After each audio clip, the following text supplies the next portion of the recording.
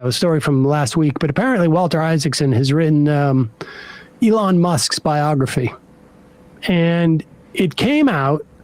Do we have the original, the original quote from Walter Isaacson? Yeah, in this book.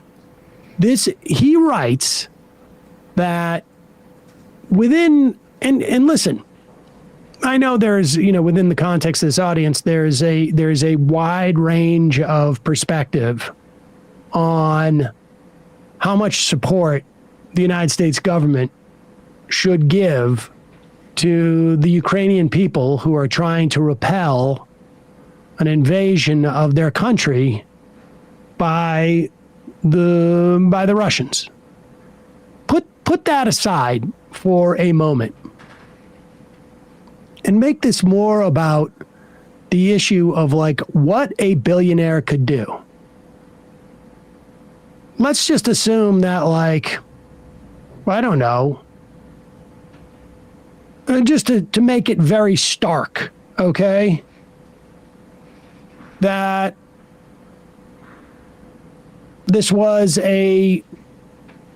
there was a delivery by a ship from one country to provide, let's say, humanitarian relief to the Palestinians.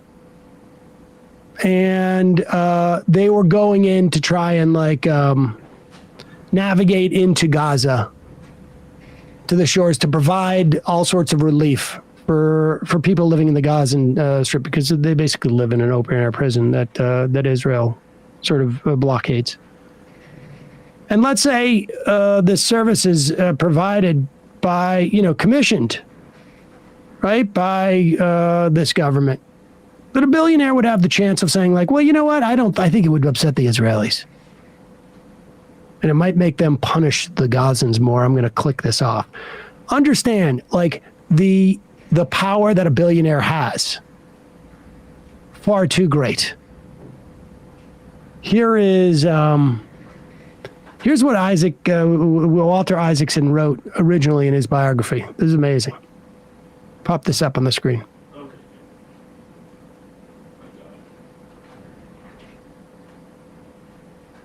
Here it is. Talking about Ukrainians that were headed to striking Russia. Throughout the evening into the night of the strike, he personally, speaking of Musk, he personally took charge of the situation, Isaacson writes, this is a quote, allowing the use of Starlink for the attack, he concluded, would be a disaster for the world. So he secretly told his engineers to turn off coverage within 100 kilometers of the Crimean coast, as Ukrainians were going to strike in Crimea. As a result, when the Ukrainian drone subs got near the Russian fleet in Sevastopol, they lost connectivity and washed ashore harmlessly. So they were going to strike some ships off of Crimea. Secretly told his engineers. Now, let's listen to Walter Isaacson. As soon as this gets published, Elon Musk throws a hissy fit, apparently, and Walter Isaacson has to go around and retract the whole thing. But listen to how slimy his retraction is. It's not even real. I mean, it really is amazing how much sway and how easily folks like Walter Isaacson are just sort of functioning as beet sweeteners. Lead and the author and my friend Walter Isaacson, author of the new biography on Elon Musk. It's a really good read and a shockingly easy, breezy read. Walter, authors, journalists generally do not like to be part of the story, but you have now acknowledged that you're going to have to correct one portion of the book that over the weekend I asked the public figures about. So let's just dive into this. You write in the book that Ukraine last fall was going to attack the Russian Navy near Crimea and was going to use Musk's Starlink to help guide its sea drones. You wrote, quote, throughout the evening and into the night, Musk personally took charge of the situation. Allowing the use of Starlink for the attack, he concluded, could be a disaster for the world. So he secretly told his engineers to turn off coverage within 100 kilometers of the Crimean coast, unquote. And then obviously the sea drones didn't work. Tell us what exactly is going to be corrected and what the reality, what the accurate story is. Absolutely, and thank you for asking, because that night he was in a real high state of anxiety that this could cause World War III, could cause a nuclear response, and he told me we are not allowing Starlink to be used for this drone sub-attack. And I thought and wrote that man he turned it off that night. And later he said to me, no, it was already turned off. I just reaffirmed our policy. And so instead of turning Pause it it off for that 1 second. night, I mean, just like, how do you reconcile? He told me later that, I mean, why didn't he go back and change what he wrote? Why did he use the word secretly? Why did he use the word secretly? In neither one of those scenarios does the idea that this is secret happening. Like what, like, why would he secretly not turn on the thing? So either Isaacson just sort of like willy-nilly made this intrigue up, or is now backing off of what the real story was. But I'm sure Jake Tapper will ask his good friend why he did that as he gives this answer. turned it off that night. And later he said to me, no, it was already turned off. I just reaffirmed our policy.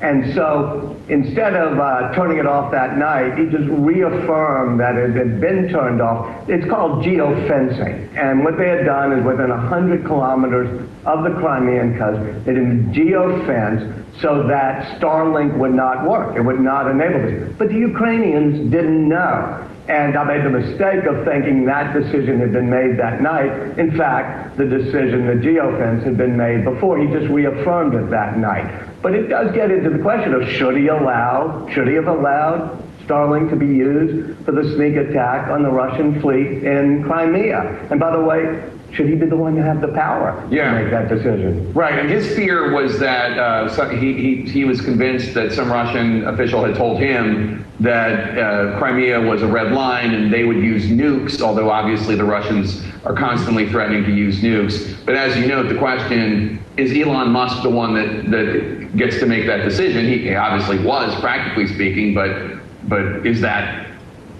how the world is supposed to function? Right, and he made that decision that night, which is don't allow it to be used for this drone attack. And so that's the essence of it. And the question is, should he have been given that power? Well, all right, he's being obtuse here because what decision did he make? Reaffirming a decision. Who asked him to do this? According to him, the Ukrainians didn't know, which is also really weird. You sell a product to people, you have a product that is geofenced, but I'm not going to tell you how. I don't buy any of that. It's all a lie. Then what decision is he making? I'm reaffirming the decision. Why did you have to reaffirm it?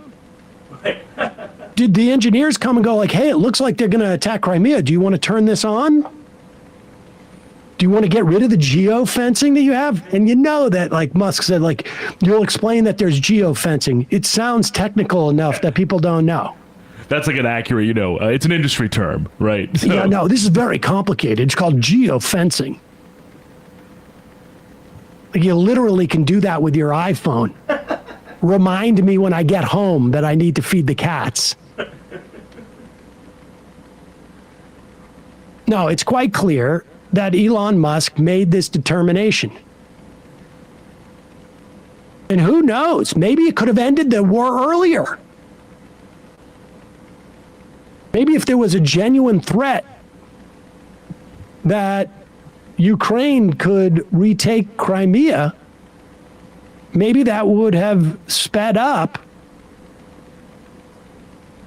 the what hopefully will be inevitable negotiations to end this thing.